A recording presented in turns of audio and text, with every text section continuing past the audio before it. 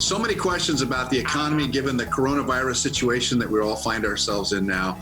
And what does that look like in the future? We're hearing the president talk about what that looks like. The governors are all talking about it in different sectors of the country, and even the cities are questioning what that's going to look like. Well, Dr. Matthew Fienup of Cal Lutheran University, he's executive director for the Center for Economic Research and Forecasting. I actually had to read it because the title is so long.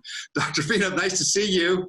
Hey, great to be back. Thanks for having me, Carlos. So you put on your forecasting cap and said, this is what you see. Tell me about this life-changing event that we're experiencing right now and how you look at it. Well, to sort of give you a sense, this has been a stunning 3 or 4 weeks. So given the uncertainty about the rate of transmission of the coronavirus and the disease associated with it, and frankly, uncertainty about the duration of shelter-in-place orders, the shuttering of the U.S. economy that we're experiencing, we actually developed a range of forecast scenarios. We have a baseline scenario, and we had a pessimistic scenario. Literally, as data started to arrive about the impacts of shelter-in-place orders, we've had to revise the forecast 3 times now. All 3 times, the pessimistic scenario became the baseline scenario, and we needed an even more pessimistic scenario. And so this is something I've never experienced before. The most sort of the real headline grabber of the last week was that we now know 17 million people filed for initial unemployment claims in the last 3 weeks. The number from 2 weeks ago was about 6.9 million people. And that literally broke the previous record by 15 times. 15 times more people applied for unemployment benefits last week than the previous record in 1982. And so even as we await more data, we can say unmistakably that the U.S. has entered a deep recession, and this is a life-changing event that literally has no comparison in the post-World War II era. I was going to ask you, pre-World War II, we had the Great Depression. How does it compare to that? Well, so it's a little hard to compare it directly to the Great Depression because this is such a different economy, right?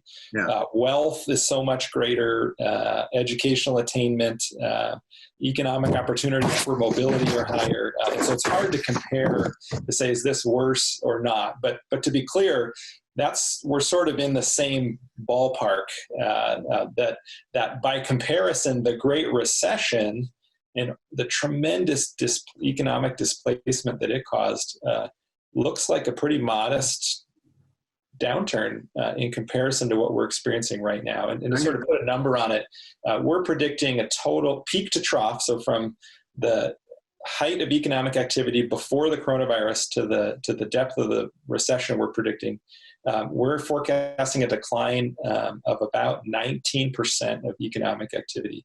By comparison, the Great Recession, 2008-2009, was a decline of 4%. Wow. This is a whole different category. We're anticipating about 30 million jobs lost. The Great Recession only saw a little over 8 million jobs lost. Let me take the optimistic scenario. Let's say we have a diverse economy, we have a global economy, we're connected globally on every aspect of our economy now, as opposed to the 30s and even the 80s. We've become much more technologically connected. So there are some who are saying that we will bounce back rather dramatically, that this recession won't last, the trough will be as deep as perhaps predicting. In fact, so we're part of a survey of 57 forecasting houses that the Wall Street Journal does monthly. And in the most recent survey, 55% of the forecasters surveyed by the Wall Street Journal believe that we're going to experience a V-shaped recovery, a rapid rebound. Wow. We are among the 45%. So notice they're almost evenly split, but we're among the 45% that believe you cannot shutter 25% of the economy and expect a rapid rebound. First of all, just think about how the disease is working out, right? Our models of disease transmission involve a tremendous amount of uncertainty. They're constantly being revised. How will we know when to open the economy? It's not like we're going to be able to open it as rapidly as we shuttered it.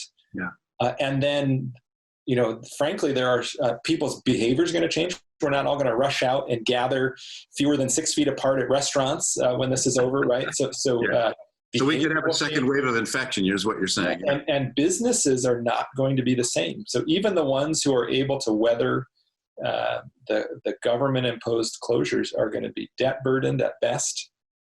They are going to be dangling by a thread in many cases, and I just expect growth and hiring to be very, very, very slow in the aftermath. All right. So in the last question I have for you, bottom line, I mean, that's a pretty horrible scenario for most of us who are in small business. Who is going to be impacted the most, and where can we see a little bit of daylight? Well, I mean, the daylight is that, like you hinted at this, that we're Americans, right? That we are the most innovative, prosperous group probably ever to live on the face of the earth, right? And so we will get through this. We will be a strong economy again. I just don't think particularly quickly, but we are our own daylight.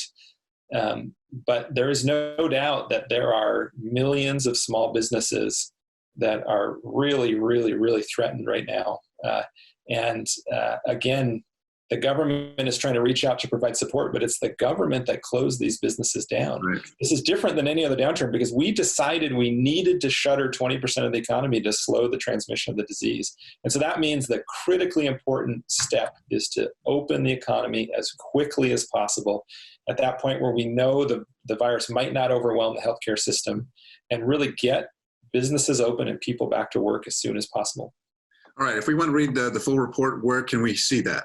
So they can go to our website, clucerf.org. CLUCERF. right? Yeah. CERF.org. And actually what I encourage people to do is to click on the link that says the blog. We've made much of this report public on the CERF blog, a CERF blog. And then that's the best place. It's a very interesting read, I have to tell you. I read through it, and it's very, very telling and very interesting for those folks who are interested in what that all might look like. Thank you so much, Dr. Fienup. It's great to see you and wish you well. Stay safe. Yeah, be well. Good to see you. We'll talk in a couple of months to see how this all worked out. I look forward to that. All right. Thank you.